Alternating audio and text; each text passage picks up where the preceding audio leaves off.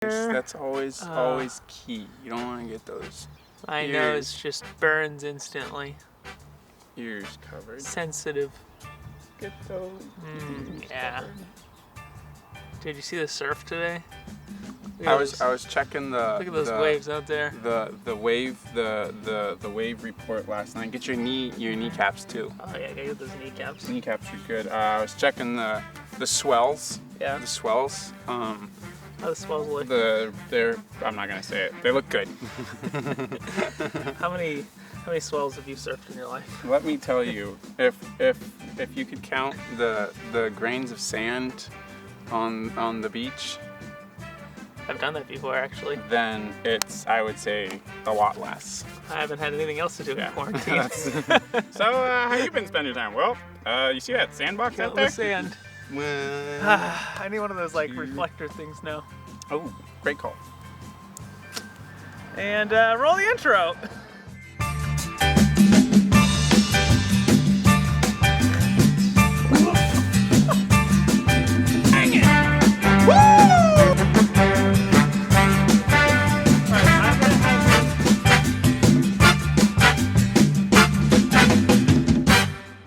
What's up, Zoo? Welcome to episode number 4 of Zoo Gone Quarantined. As you can tell, we have changed up our setting here for today. The sun is out, it's beautiful, no more rain.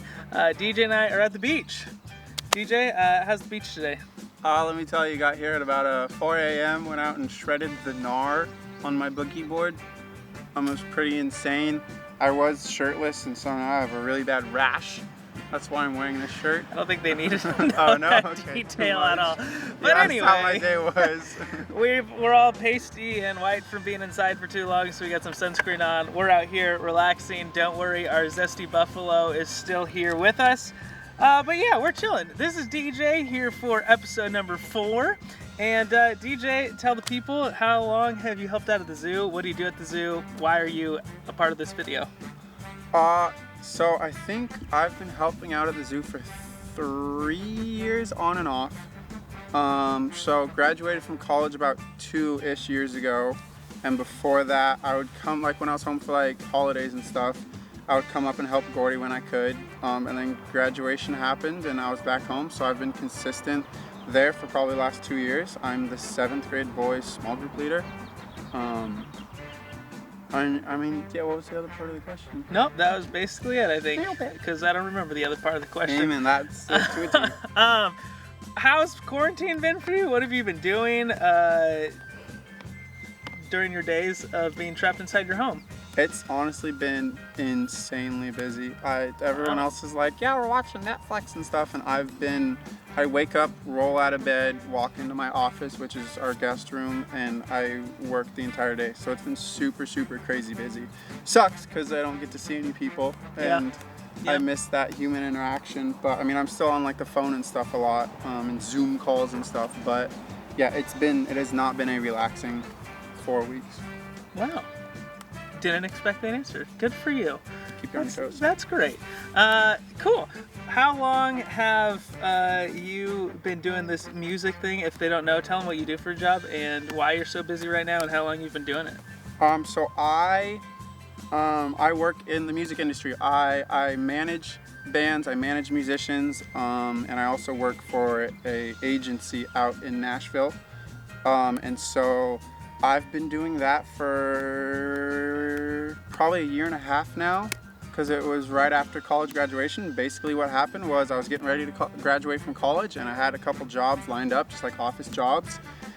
And I was getting ready to do that, and about 2 months before graduation, I was like, wait a second, I don't feel like settling down and doing a 9-to-5 yet. I want to see if there's a way I can, explore the world and travel and make friends for a while before I settle down. And so graduated and kind of started making friends. Came back on a summer job where I kind of got into that world a little bit, and I was like, wait a second, if I do this well, there's a way I could, for the rest of my life, basically have a job where I just make friends and I get to go to concerts for a living, and if my band works out or whatever, I get to tour the world with them. And I mean, that's the dream for me. And so that's what I do, and that's why I've been so busy, because with tours, all tours across the world obviously getting shut down, the music industry is just going crazy right now, trying to figure out what to do because it's completely kind of untread upon ground, and so everyone's scrambling, trying to figure out what to do with their musicians and stuff. So I've been super busy just making phone calls, making friends.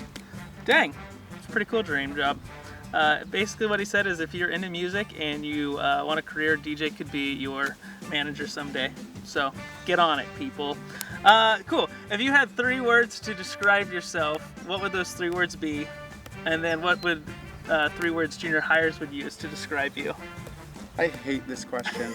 I love this question. I hate this question so much because I never know what to say. Because I'm very, I guess you could almost say like not a chameleon, but like I'm a different person around every single group of people I'm with, depending on what that group of people is. Okay, so chameleon is one word to describe yourself. Chameleon, I guess, charismatic, and then I don't know, like career-driven or annoying. That's kind of your two. Career-driven or annoying. Both basically persistent. mean, We'll say mean the same persistent. thing. Persistent Okay, would be kind of that too. All right, 3 Yeah. words junior hires would use to describe you. Oh, I would hope they would say fun, and then they would probably say rule breaker. Not great. Bad following rules. Rule breaker is 2 words, so fun and then rule breaker. That Bad gives you 3. following rules. There you go. There we Perfect. go. That's Great I think job. that would be right. That would Yeah. be kind of what. Yeah, or tall. There you That's exactly what I was thinking of. You know. There we go. That's it. So that got you to know DJ a little bit. Fun fact, DJ and I, we figured this out before we started this. We have actually known each other. We calculated the numbers. We think for 16 years, DJ and I have known each other. So what DJ and I are going to do right now is to help you know him a little more and to also have some fun. DJ and I are going to play the best friend game. Basically what's going to happen is we're going to get asked questions and we have to either hold up a sign that says DJ or Gordy of which one it applies to more. That easy. If you've seen the Instagram game where like couples do where they like point their heads in the direction towards the person it applies to, basically the same thing, just best friend version. So enjoy. All right, here we are. We're about to play the best friend game. Like I said, we have known each other for 16 years. DJ was just a groomsman in my wedding. We have grown up together and done life together. We were in the same junior high small group, actually, as kids.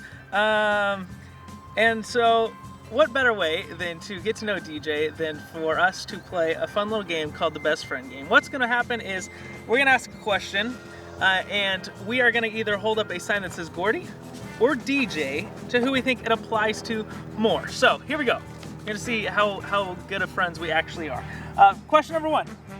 Who is more likely to get rich? Countdown? That's a pretty easy This answer. is pretty easy. 3, 2, 1. Yep, both of us said DJ. I'm I'm youth single. pastor, so there goes that option. Yeah. Okay, who is more annoying? This one actually is kind of tough. I was torn. I I'm think torn it on this one. depends kind of Yeah. on the scenario Yeah. and the situation. All right, but that's okay. We don't We're get gonna to go talk for about it. All right, 3, 2, 1. Did you say? Yeah. Yeah, because I was torn on it. Yeah. well, I talk more, but you're We're more... both equally annoying, I guess, in our own ways. Yep. I think to junior hires, maybe I'm seen as more annoying, but in Yeah, because you actually have to follow rules. yeah, probably. All right, who would last longer in the zombie apocalypse? All right, 3, 2, 1. Yeah. Yeah. Yeah. There we go. Steal a Twitch joke, and if I got sand in my shoe, I'd quit. Who is more likely to get arrested? Ooh. You know, again, it kind of depends on the situation. I got my answer. Yep. Exactly. Okay. Yep. 3, 2, 1. Yep. Wait. I feel like I'd be the last person to get arrested. That's actually a good point. I should probably change my answer. No. So far, we're 2 for 4. Kiss up. Who takes more time to get ready in the morning? Yep. Okay. 3, 2, 1. Yep. Yeah. That was the easy one. Nate for sure knew Yeah. that one. Yeah. Who is more likely to fall for a scam? I feel like neither. Like we're We're both like street smart. All right, whatever. You have to answer. All right, Street I smart. got my answer. 3, 2, 1. I don't know what I'm gonna say. We'll say me, I guess. I said myself. I feel like Yeah, probably neither of us, but I just don't. you know, sometimes I can get fooled by junior hires prank calling me sometimes. Aha! That's it. I'm switching my That was a answer. dead good one. All right, who is the bigger crybaby? Yeah, This is gonna be fun. That's 3, fair. 2, 1. that's fair. Yes. Yeah, that's fair. I don't know how to shut up, so if I just, that's life. Who is more up to date on the latest trends? 3, Yeah, 2, my answer. 1. Yeah, he's Yeah. on TikTok way more than me, so I have to. I get paid to do it. that's the way to do it. I get paid to do it. What are we, 4 for 7 now? I think. I'm not doing good. That's pretty good. All right.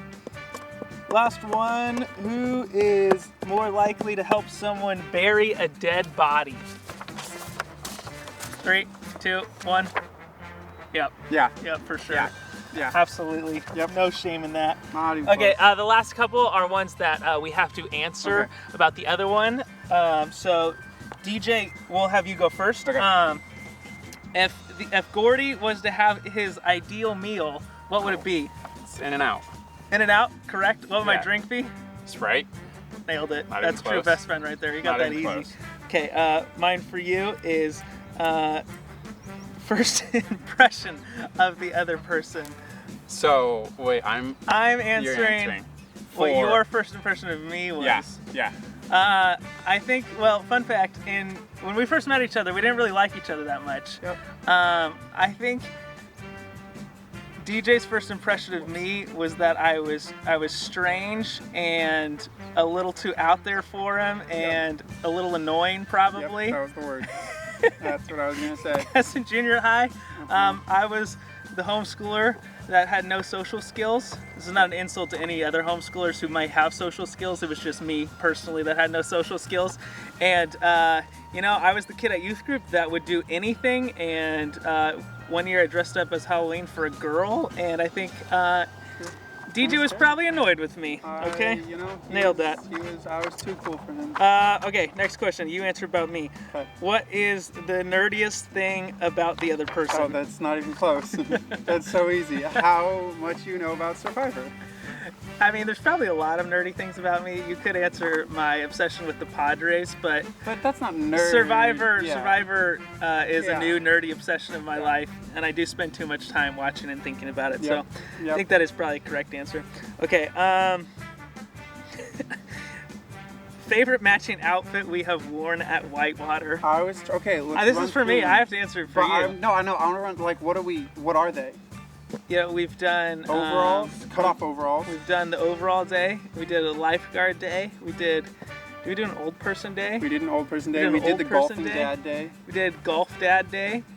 We did like the Lewis and Clark or Clark. redneck day. Yep. The lumberjack day was a day. Yeah. I think out of those, Shoot. I really don't know what your favorite is, but I think lumberjack day was probably my favorite. I don't know what yours is. I really don't. I really liked the golf dad one, just because it was really well put together. Shout out to Whitewater. Maybe someday we'll get to do it again. Next question. Last question. Who you're answering celebrity crush for me? That's not even a question. It's Chris Hemsworth. It is Chris Not even Hemsworth. close. Nailed it. He's just, Thor is a Not great even looking close. guy, okay? Leave me alone. Megan, don't listen to this, okay? But Thor might have better blonde hair than you do, okay? Got some pretty great. Don't blonde ever hair. let Megan see this. Although Okay. she's standing behind the Don't camera right worry. now. We won't let her. All right, and that was the best friend game. We're gonna jump into some more serious stuff now. So thank you for watching that part. Also, cue the embarrassing pictures of DJ and I in junior high. Looking adorable.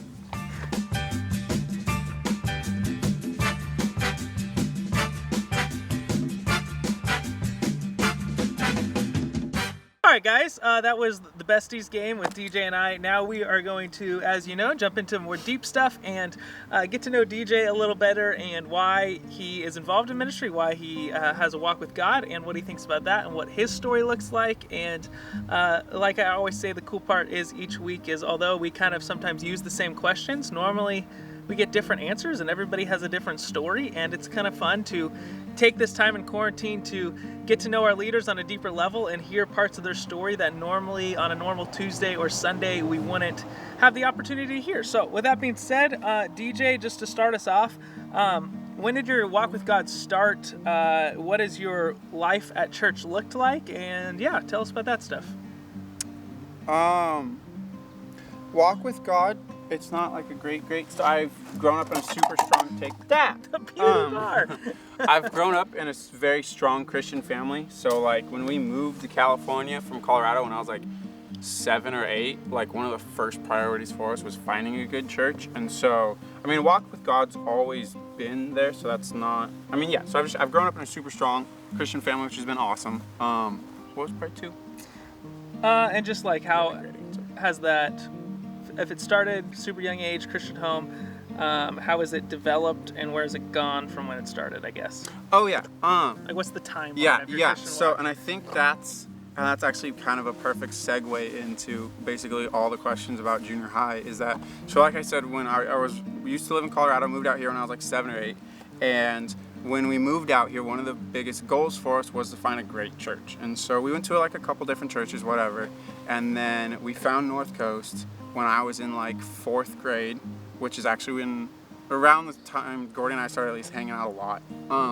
Because both of our older sisters were about 2-ish years older than us, and they were going to the 5th and 6th grade ministry, and so both of us wanted to go into that with our older sisters, so we weren't by ourselves. So we went to the 5th and 6th ministry when we were 4th graders, and then through all that, and then when we started going to junior high together at the junior high ministry in Fallbrook, Chaos, and that's kind of I guess the story of like my faith and stuff, because I'm very, very much a community and a fellowship person, whereas I need people and I need very much that kind of like, you know, like integrity partners, as in someone to kind of make sure you're always like staying on a straight path and stuff like that. And that's very, very much where I kind of found all that, and which really is where kind of all my faith developed, because this is something I tell all the junior highs and stuff, and probably the main reason I help in junior high is because junior high ministry with like Kristen Lascola and like our small group leader Jeff Lascola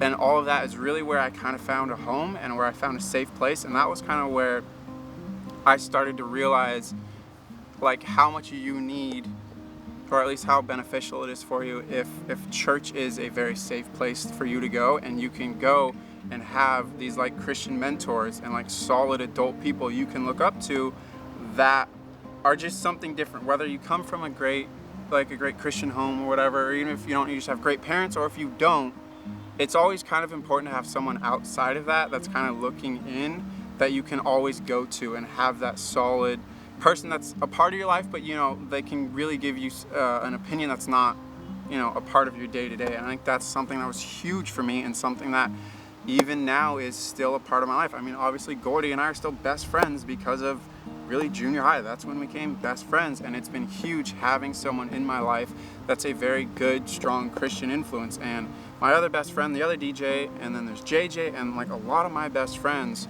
are still from that core group of Christian fellowship, and even our old pastors are still a huge part of our lives. Our old high school pastor, Kirk, he was one of Gordy's groomsmen, and I think that's very much kind of the testament of North Coast and its youth ministry and all of that, in kind of understanding the importance of having that like solid church group in your faith and in your life. Yeah, that's awesome. And yeah, I mean, I know your story, but where did it started in junior high? But I think the cool thing to look at your life is to see how, you know, into high school and then into college and to now, even like every step of the way. Some version of those people that it started with in junior high have been there every step of the way. Because, like, you went off to college, and who was your roommate in college? And the other DJ was my roommate. Yeah, so I think it's cool to look at how, you know, and it's not going to happen for everybody. Maybe you're in a junior high small group where you don't necessarily connect on the best friend level with those people, or you don't make those instant connections that we were lucky and we had. But sometimes when that does happen, it's cool that in the most defining moments of life, like high school is a big time period in life, and then when you go off to college for the first time, that's a huge time period of life. Like if you can have those people to walk through those time periods with, I I don't know, how would you say that those influences helped you throughout those moments of life? They really help to keep you tethered, because whatever. So tethered is in kind of keeping you grounded, because in high school I went to a high school in Temecula for sports. I went there to play basketball. I was an athlete, like whatever, and so I hung out with all the athletes and all that stuff, and that if you don't have grounded friends, that can do a lot for you. Where I'm not coming back to youth group on Wednesdays and church on Sunday and interacting with all your leaders and stuff throughout the week. And I think that's something that I always try and like stress with all the kids too, about how, especially for me, the helping at the zoo and youth ministry isn't just a Tuesday night and a Sunday morning thing for me. Like, feel free to call me and text me whenever you need, because your life is going on 24/7. So I can't just sit here and say you only need me to be a part of your life Tuesdays and Sundays. And so that's huge, because I've been in your shoes of dealing with public school and dealing with all that stuff. And so having those people in your life that keep you grounded is huge. And then going away to college is a lot of fun, and I've been blessed with kind of being slightly charismatic, and so I make a lot of friends because I just don't really shut up. And so I could get in a lot of trouble if I don't have solid friends like the other DJ who I've grown up with at church, know his family, trust his family, all this stuff. That's literally my roommate, and having very much that person to kind of keep me grounded and keep me tethered so I don't go off and do something stupid, because it's so important always having somebody and those people in your life that will, keep you grounded. Yeah, it's awesome. I think you said it perfectly, kind of. That's why, in junior high and especially in high school and college, I mean, it just gets harder and harder to make smart choices and to say no to the temptations of life, because when you're young and you're at those stages of life, I mean, the world can be really tempting. And I'm sure there's things in junior high that you are tempted with right now, or you struggle with right now. And the downside is it just gets harder in high school, and it just gets harder in college. And that's just the way life works. There's never going to be a moment in life where all of a sudden that temptation and that stuff disappears. It's the way it is living in a sinful world. But the cool part is, like DJ said, is when you have the ability to surround yourself with those people who can do that with you, it makes it easier. It doesn't take it away, but it makes it easier to say no and to fall back and to know, hey, I'm protected. I got a group around me who's going to be with me and walk through this with me. So I think that's super cool, and a really important answer on why we do small groups, and we encourage you to get plugged in. Yeah, sweet. Next question. How would you encourage a junior hire who maybe doesn't come from a family who's super involved at church, or doesn't necessarily feel like they fit perfectly in their small group right now, or who doesn't have an easy setup to a strong foundation around them? How would you encourage that junior hire to keep trying, or keep going about it, or what does that look like, maybe? I think one of the biggest things, at least for me, is, and this wouldn't be applicable for everyone, but kind of that like pride issue of knowing that if you don't have a great small group, great friends, great family, whatever, understanding that that's what we're here for, and so on those Tuesdays and Sundays, or during the week, if you don't have your small group leader's number or whatever, DM the Zoo's Instagram and ask for your small group's number, and be willing to kind of push that pride aside if you don't feel like talking, or if you don't feel comfortable talking about something, and understanding that's what we're here for. We're here to really listen. And I think that's one of the biggest things too, is like understanding that like we as leaders need to give you guys like 10-15 minutes, half an hour to like listen, because your problems are very, very real. Like, especially this generation of junior highs, high school, all that, you guys are in very much the first throes of where social media is running the world. And I deal with it every day as part of my job, and like the influence and the importance of it, and there's beauties and uglies to it, and you guys deal with all of the uglies, and you're the first ones learning about it, and nobody has ever dealt with it before, and you're trying to figure out how to deal with it on your own. Like, I sort of dealt with some of that stuff in like high school because it was starting to get like popular and jumping on, but like, you guys are the first generations to ever deal with a lot of the crap you're dealing with, and you don't know what to do with it. Like, you have no clue. We barely do, but thankfully we're a little bit further in life to where you can at least call us, you know, and we can have that conversation of, you know, this is what you guys dealing with. Well, let's at least talk through some stuff, and just having an adult that you know will be there and listen to you and talk to you. And I think that's kind of the biggest thing of, if you don't have that small group, whatever, knowing that we're here for you and not to feel like you're inconveniencing us or anything. Like, if you're at the zoo on Sundays, Tuesdays, or just during the week, knowing that we're there for you to take us aside and talk. Yeah, for sure. Yeah, I think always communicating and talking about it is the first step to getting through anything. You're not supposed to try to do it by yourself. You don't have to do it alone. What do you think because I know, you know, it's easy to say, hey, let's talk about it, let's open up. But I think for a lot of students, for a lot of people, the church has a kind of a scary image to it, especially for people who maybe they have done stuff or been a part of things that you would never associate with the church, or, you know, the church deems sinful or bad or this or that. How would you advise somebody who might be afraid or fearful for judgment, or how they're going to be responded to for opening up or sharing things about their life? Difficult question. I hate that question because that's something that really, really pisses me off. I don't know. I think you have to figure out that you can trust the leaders, and that, like, a lot of times, and like even at school and stuff, it's like, if you guys do something stupid, whatever that is, you get kind of slapped on your wrist for it, you know? You're like, bad kid, no, don't do that, you're in trouble.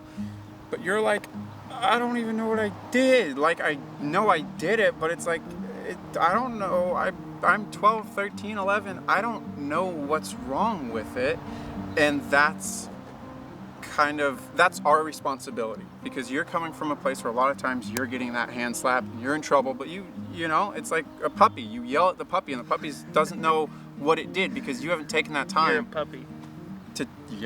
To treat it, you know, to actually like teach it and like train it on what's wrong. And I think that's where it's our responsibility to take that time to actually explain, no, you need to understand, I'm not mad at you because you screwed up, but you're young and you don't know what you're doing, so I can't be mad at you because you didn't know why this was wrong. And now it's our responsibility to take that time and explain to you, like, why that can hurt you on later in life, or why that's going to hurt you now, or whatever it is. And I think that's it. Really, the answer to that question is it's entirely up to us. Yeah, I think that's a great way to answer that question of, you know, if you can find that spot of people who, you know, love you first, not expect you to be perfect. Which should be the job of the church as a whole. I mean, we're called to love people first and not judge them first. And so that's not always going to be the case in every group or every person that you talk to. But the hope and the goal of the zoo is for all of us to respond that way and know, hey, we never expect you to be perfect. But we will be bummed if you never talk to us about it, because that is our job, and we want to talk and we want to go through life with you, and we're not perfect. We've done stuff and made mistakes in life, and so I don't think we're ever going to expect you guys to be perfect either. We just want to do life with you. So yeah, that's an awesome way to put that answer. What do you think, a couple more questions, is the biggest misunderstanding junior hires have towards the church or Christianity or whatever? Maybe it was a misunderstanding you had in junior high, or a misunderstanding that you see in junior hires now.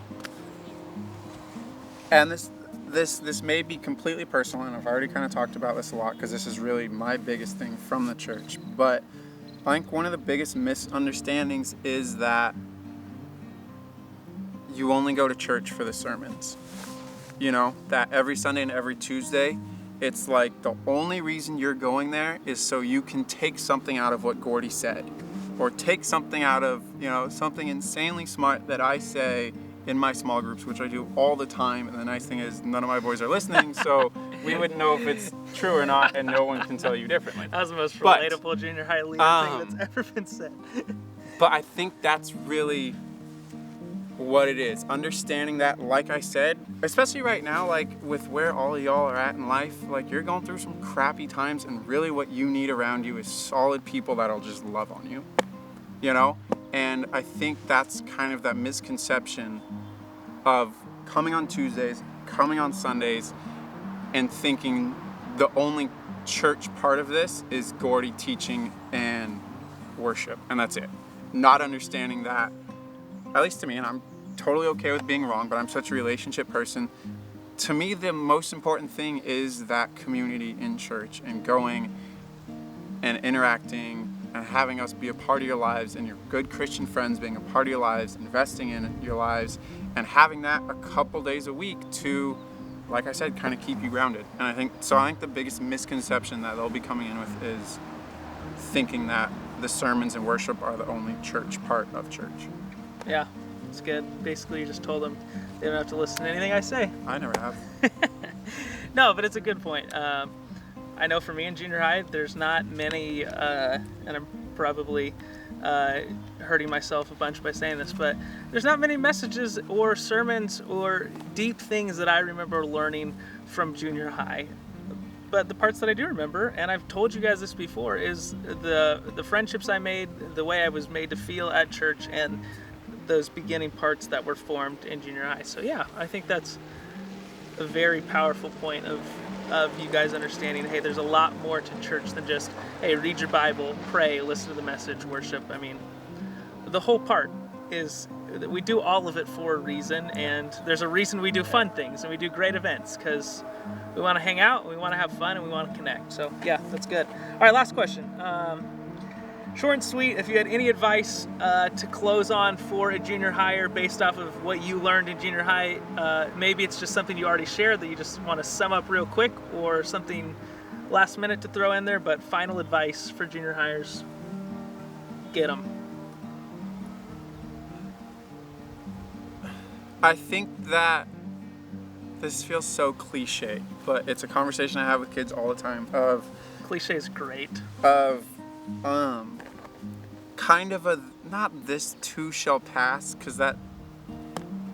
but the idea that right now you're in junior high and it just feels so important, and it is, because it's shaping who you are and stuff, but it's like, in 2 years, if you're an 8th grader, in 1 year, actually in next time you go back to school, because you're not going back to school this year, none of this is gonna matter, really.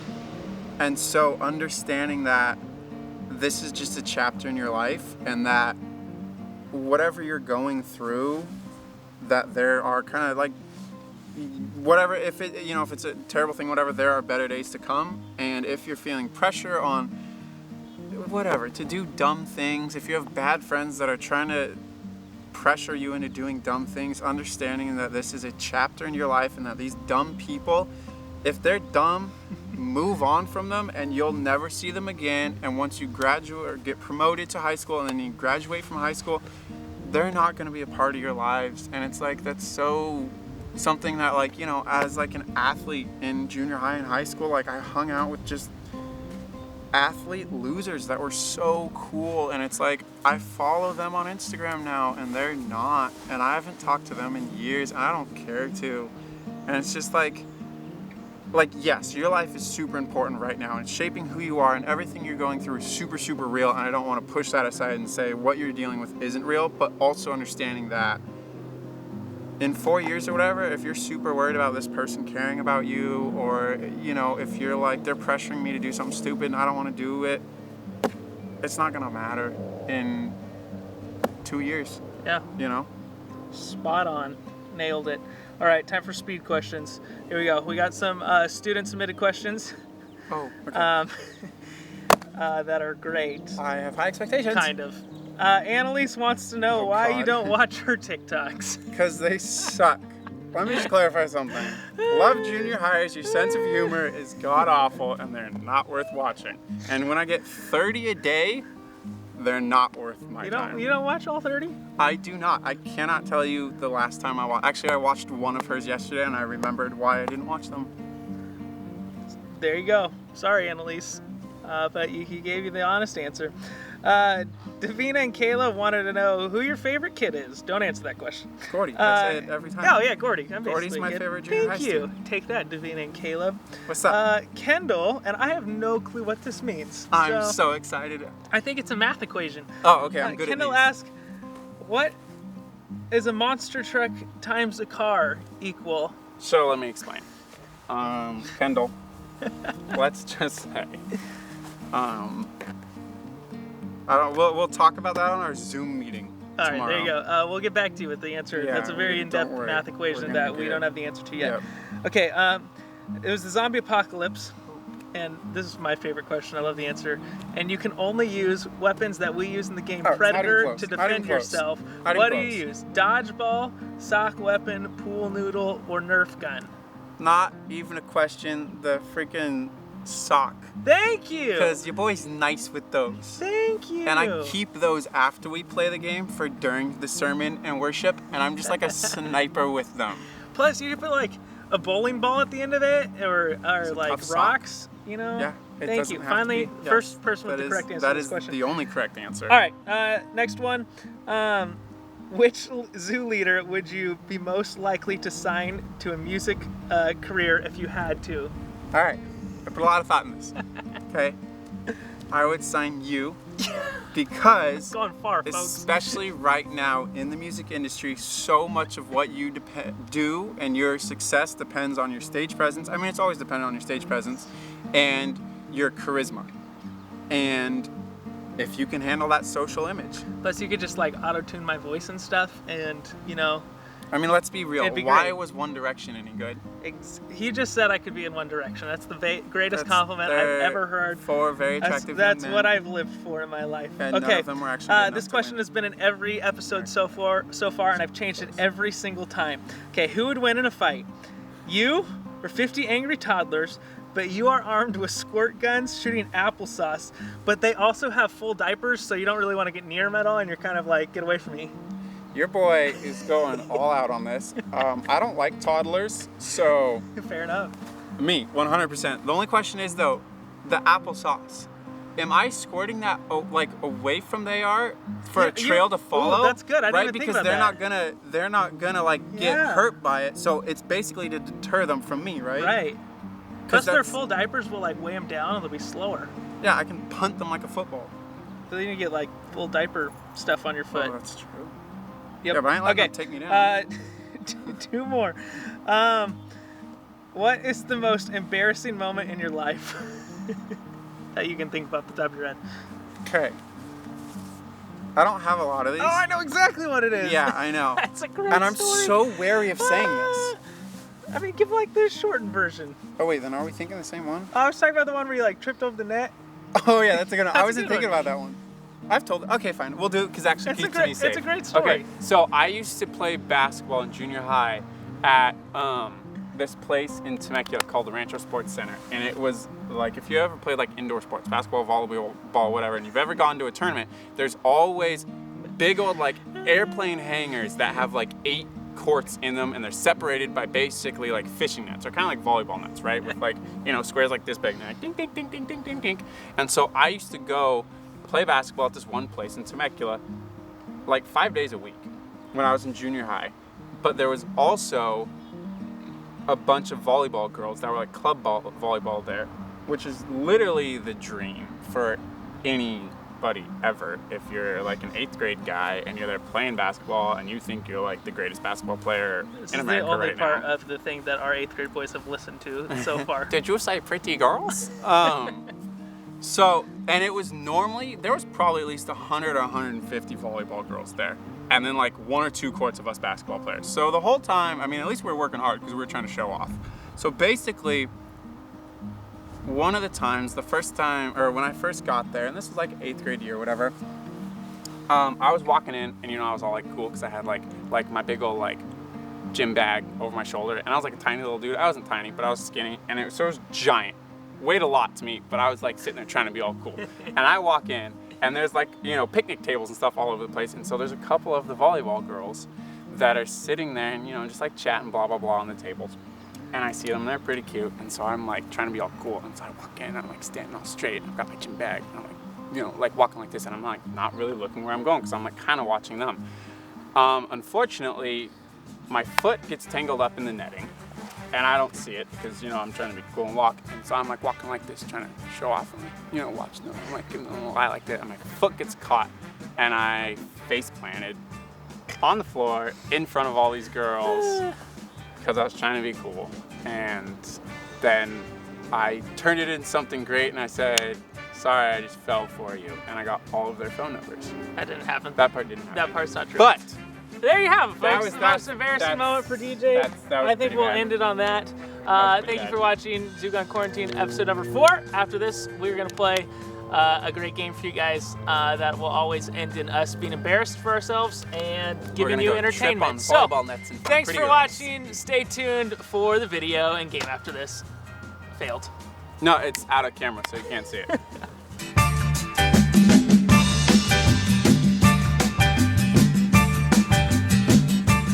Hello everyone, welcome to Game Time. Today the game we're playing is Bad Dad Jokes.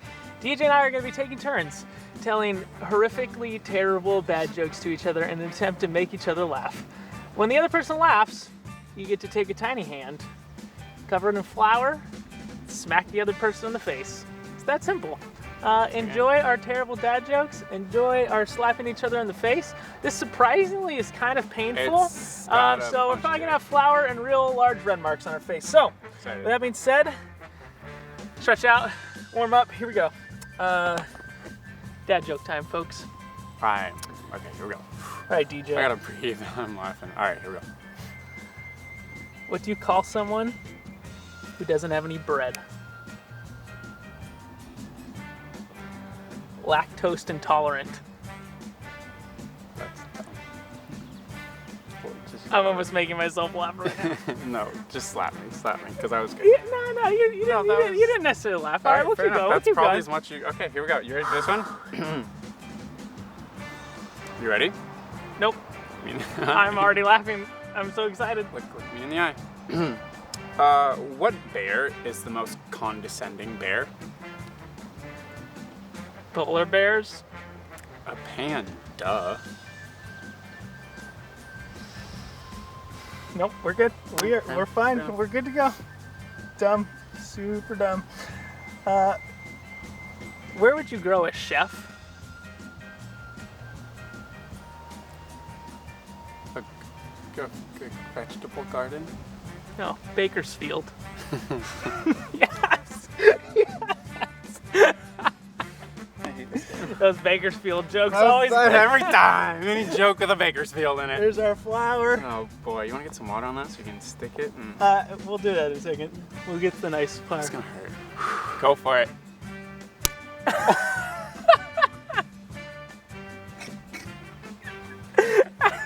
Gave him a concussion. Ah. I'm in trouble for when he's up. Ah. All right. So much scarier. Hold on. Still laughing. Hey, so how do you get a country girl's attention? I don't know. A tractor. No, A that was tractor. dumb. A- No, a it was- no, tractor. no, it wasn't funny. A tractor. No, A tractor. I think you That was said it funny. wrong because That was- I didn't get that the was tractor. A tractor. Yeah. That was. I thought it was okay. This is not all right. You know, we'll play like that. Okay. All right.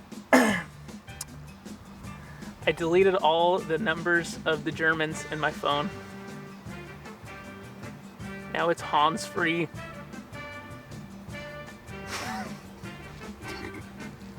You didn't laugh? I thought that was the best one yet.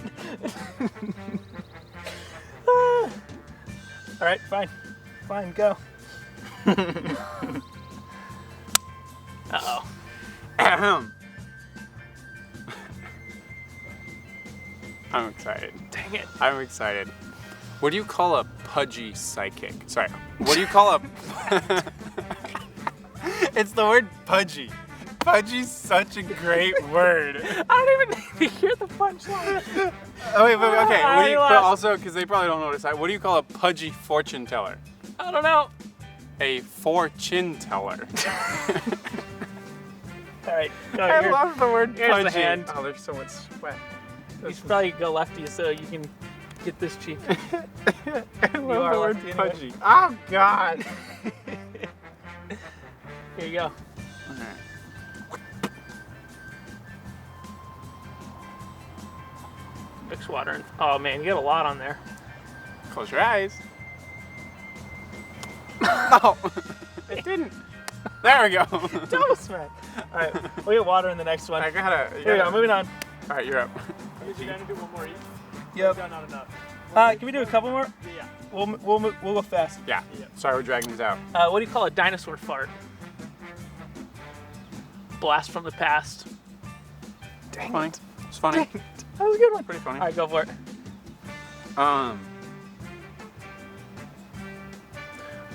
Why are elevator jokes so classic and good? I don't think I've ever heard an elevator joke. It's probably because they work on so many levels. Nope. It's good. We're good. Fair enough. We're good. Okay. Here we go.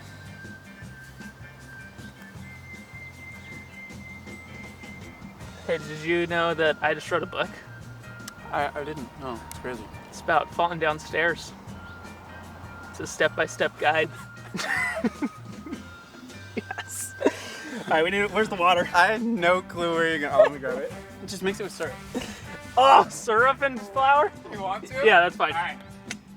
I thought that was the end of the joke. I'm like, that's dumb. All right, here we go. Oh boy, this is gonna be okay. Honestly, I don't think we put enough syrup in there. Ew!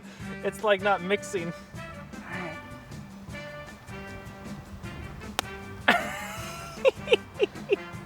At least that was padding though. That was Good padding, stuff. so All it right, didn't hurt. your turn, go. Oh God, wait. It's all okay. Ahem. Ahem. What did the police officer say to his belly button? Why do you come up with these with all the good words in the? All right, sorry. Let me say it again. What did the police officer say to his belly button? I don't know. You're under a vest. Dang it. That's some good stuff. Oh man, all right, gotta get this. It's a good thing I'm doing a lot of baking during It's so quarantine. scary when you close your eyes because you don't know when the slap's Terrifying. coming.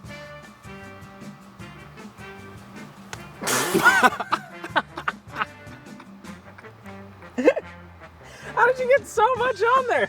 Because I scooped it. All right. A little hot sauce in, and then be done. All right. Oh, okay. Oh my gosh. All right. Okay. Well. Your face, Courtney. Wait, where's a good one? Oh, I lost it. I had such a good one. Probably because I can't read anything on my phone screen. Okay. Okay, this is a deep one. I'm good with deep Okay. stuff. I'm a smart guy. What do you call a person who doesn't believe in Santa Claus? Claustrophobic. Eggnog stick. I hate that. I refuse to laugh at that. I hate that so much. There's a theology joke. Come on, people.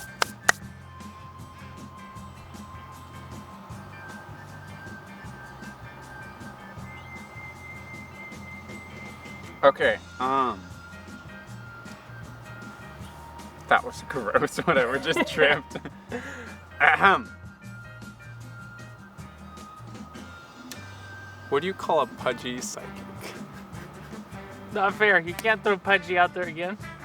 Okay, I'm sorry. I'll do it again. Ahem. What kind of noise does a witch's vehicle make? No clue. Broom, broom, broom, broom, broom. Actually, Nope. she wouldn't. Nope. 'cause We're that good. doesn't- We're good. We got a lot. I know. Okay. That's like all. So I was doing a survey on what types of shampoo are the best. I asked 100 people. All of them responded with, "How the heck did you get in here?" Yes. I like that one. It sucks because I've heard it before too. We should do it at the same time. To each other. Get a fist. One. Okay. All right. Here we go. Last one. Mix up the hot sauce. Oh my god. This is disgusting. Oh, it smells. I can't scoop. Don't worry. I'll get it here. We're gonna freaking. What? 2? I can't. All right, Oh, fine. do you see that? Yeah, whatever. Fine. All right. Oh my. Nobody worry. While we're waiting, what do you call a magician that lost their magic? Ian. Poor Ian. Hey, why did the scarecrow get a promotion?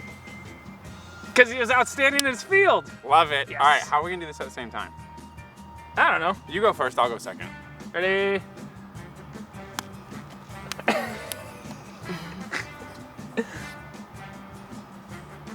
Wow, it's in my eye. Oh god. Ah!